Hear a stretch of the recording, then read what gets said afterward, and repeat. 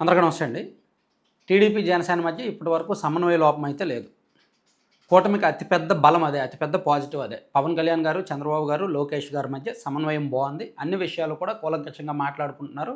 చిన్న చిన్న గ్యాప్స్ ఉన్నప్పటికీ దాన్ని సాల్వ్ చేసుకుంటున్నారు. ఎటువంటి ఈగో ప్రాబ్లమ్స్ కూడా లేవు. కానీ స్థానిక సంస్థల ఎన్నికలు ఈ రెండు పార్టీల మధ్య చిచ్చు పెట్టే అవకాశాలు కనిపిస్తున్నాయి. నిన్న ఈరోజు ఆ పార్టీలో కీలక నాయకులు మాట్లాడిన అంశాలే అందుకు ఉదాహరణ. ఈరోజు ఆంధ్రజ్యోతిలో ఒక వార్త వచ్చింది చూడండి.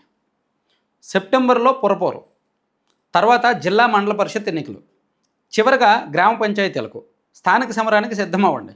ఈ ఎన్నికల్లో మూడు పార్టీల నడుమ 80-15-5 నిష్పత్తిలో సీట్ల పంపిణీ. ఇది దెబ్బేసింది.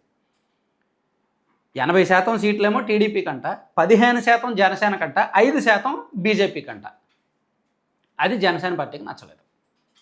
జనసేన పార్టీ వాళ్ళు మొదటి నుంచి 35% సీట్లు అడుగుతున్నారు, 5% బీజేపీ వాళ్ళు అడుగుతున్నారు. సో అక్కడికి 40-60 అనేది వాళ్ళు అనుకుంటున్నారు, వాళ్ళ వెర్షన్. కానీ టీడీపీలో మాత్రం క్యాడర్ అంగీకరించేది 75 టీడీపీ, 20 జనసేన, 5% బీజేపీ. కానీ ఇక్కడ లోకేష్ గారు నిన్న చెప్పిన ఈ సీట్ల నిష్పత్తి లెక్క జనసేనకు అస్సలు నచ్చల, జనసేన క్యాడర్ కూడా అస్సలు నచ్చల. లోకేష్ గారు నిన్న టీడీపీ కోఆర్డినేటర్లతో మాట్లాడారు, జోనల్ కోఆర్డినేటర్లతో రివ్యూ పెట్టారు.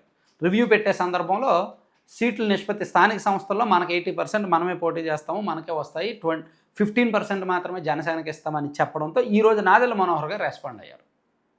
మేము 2024 ఎన్నికల్లో రాష్ట్రం బాగుండాలని, కూటమి అధికారంలోకి రావాలని, వైసీపీ ఓడిపోవాలని మేము వెనక్కి తగ్గాము, త్యాగం చేశాము. మళ్ళీ మేము త్యాగం చేయడానికి సిద్ధంగా లేము. మేము అవసరమైతే అన్ని చోట్ల పోటీ చేస్తాము, మాకు ఎక్కడ బలం ఉందో, మాకు బలం ఉన్న ప్రతి చోట మేము పోటీ చేయడానికి సిద్ధమే అని పరోక్షంగా నిన్న లోకేష్ గారు చేసిన కామెంట్లకి నాదెళ్ల మనోహర్ గారు కౌంటర్ ఇచ్చారు. ఈ అవసరం ఉందా? అసలు మాట్లాడుకోను కదా ఈ పర్సంటేజీలు చెప్పాలి. నిన్న లోకేష్ గారు చెప్పడం ఒక రకమైన తప్పు అయితే, దానికి నాదెళ్ల మనోహర్ గారు ఇమీడియట్గా రెస్పాండ్ అవ్వడం రెండో రకమైన తప్పు. రెండు వైపులో తప్పు ఉంది. మాట్లాడుకోవచ్చుగా.